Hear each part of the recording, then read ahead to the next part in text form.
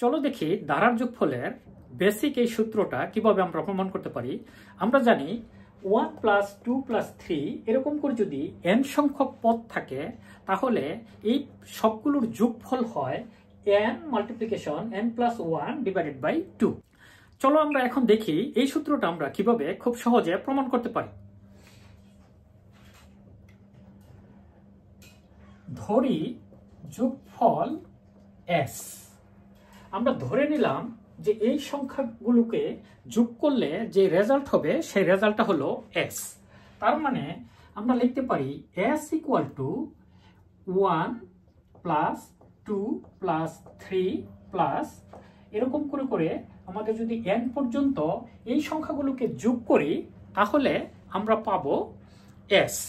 এখন আবার যদি আমরা এই সংখ্যাটাকে উল্টিয়ে লিখি তাহলে nটাকে আমরা প্রথমে লিখলাম প্লাস n এর আগে যেই সংখ্যাটা থাকবে সেই সংখ্যাটা হবে n - 1। মানে n যদি হয় 50 তাহলে এর আগের সংখ্যাটা 49, তার মানে 50 - 1। তার আগের সংখ্যাটা হবে 48, 50 - 2 এরকম। n যদি 100 হয় তাহলে 100 - 1 মানে তার মানে আগেরটা হবে 99। তার মানে n এর মান যত তার আগের সংখ্যাটা হবে n এর থেকে 1 বিয়োগ করে। তাহলে আমরা যেহেতু এখানে n লিখছি তারপরে n এর ঠিক আগের সংখ্যাটা হবে n - 1, তার আগের সংখ্যাটা হবে n - 2। এরকম করে আমরা যদি এটা লিখি এখানে আসবে 1। তার মানে এখানে হবে 1 2 3 এরকম করে করে n পর্যন্ত। আমরা প্রথমে যেই সিরিজটা দেওয়া ছিল সেটাকে লিখলাম, এরপরে সেই সিরিজটাকে আবার উল্টিয়ে লিখলাম।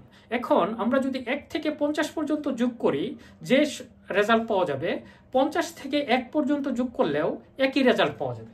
তার মানে 1 থেকে n পর্যন্ত যে রেজাল্ট পাবো n থেকে 1 পর্যন্ত একই রেজাল্ট পাবো এবং সেই রেজাল্টটা হলো s।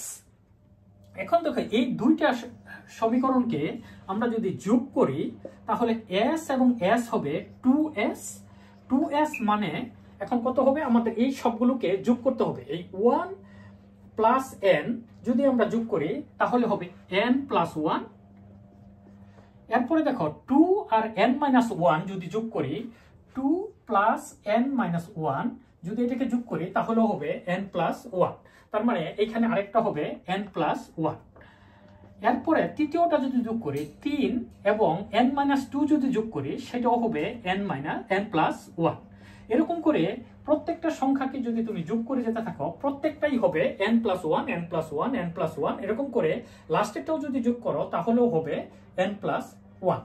এখন এটাকে যদি একটু সমাধান করার চেষ্টা করি, এখন দেখো এখানে কয়টা সংখ্যা আছে, n + 1 n + 1 1 + 1 n + 1 কয়টা আছে?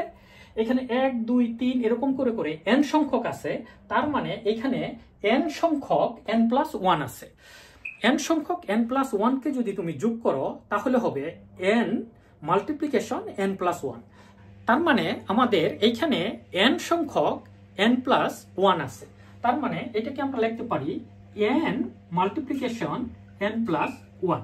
তার মানে এগুলো একটা যদি থাকতো তাহলে আমরা লিখতাম n + 1, দুইটা যদি থাকতো তাহলে লিখতাম 2 মাল্টিপ্লিকেশন n + 1, তিনটা থাকলে 3 মাল্টিপ্লিকেশন n + 1। অনুরূপভাবে যদি n সংখ্যক থাকে তাহলে আমাদের লিখতে হবে n মাল্টিপ্লিকেশন n + 1 বা s = n মাল্টিপ্লিকেশন n + 1 / 2। দেখো এখানে 2s মানে হলো n মাল্টিপ্লিকেশন n + 1, তাহলে s হবে কি 2 দ্বারা ভাগ করতে হবে n মাল্টিপ্লিকেশন n + 1। অতএব s = হবে n মাল্টিপ্লিকেশন n + 1 / 2। এটাই আমাদের প্রমাণিত।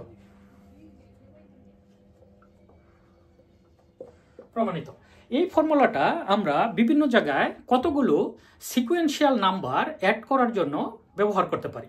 যেমন ধরো তোমাকে যদি বলা হয় 1 থেকে 5 পর্যন্ত সবগুলো সংখ্যার যোগফল করতে, অর্থাৎ 1 + 2 + 3 + 4 + 5 এই সংখ্যাগুলোর যোগফল কত হবে, তাহলে তোমাকে কি করতে হবে 1 + 2 + 3 + 4 + 5 এটা যদি তোমরা যোগ করো 5 আর 4 9, 9 9 আর 3 12, 12 আর 2 হলো 14, 14 আর 1 15। আমরা এইভাবে যোগ করে 15 পেলাম।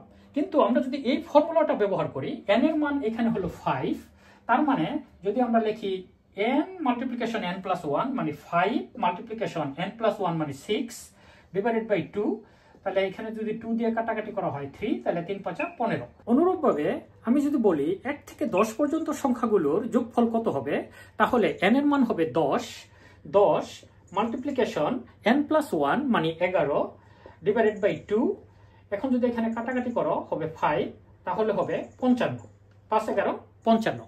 তোমরা যদি 1 থেকে 100 পর্যন্ত সবগুলো সংখ্যার যোগফল বের করতে চাও, তাহলে হবে 100 মাল্টিপ্লিকেশন n প্লাস 1 মানে 101 ডিভাইডেড বাই 2, যদি কাটাকাটি করো এখানে হবে 50, 50 দিয়ে যদি মাল্টিপ্লিকেশন করো 150 কে 5050, তাহলে রেজাল্ট হবে 5050। 1 থেকে 1000 পর্যন্ত যদি যোগ করতে হয়, তাহলেও তোমরা এই ফর্মুলা ব্যবহার করে বের করতে পারবে 1000 মাল্টিপ্লিকেশন 1001 ডিভাইডেড বাই 2। আশা করি এই ফর্মুলাটার প্রমাণটা তোমরা বুঝতে পেরেছো এবং এই ফর্মুলাটা কোথায় ব্যবহার করতে হবে সেটাও বুঝতে পেরেছো। তোমরা যদি আমার এই ধরনের ভিডিও রেগুলার পেতে চাও, তাহলে আমার চ্যানেলটা সাবস্ক্রাইব করে রাখো, সাথে সাথে নোটিফিকেশন বাটনটা অন করে রাখো, যেন আমি ভিডিও আপলোড করার সাথে সাথেই তোমরা তা পেয়ে যাও। Thank you.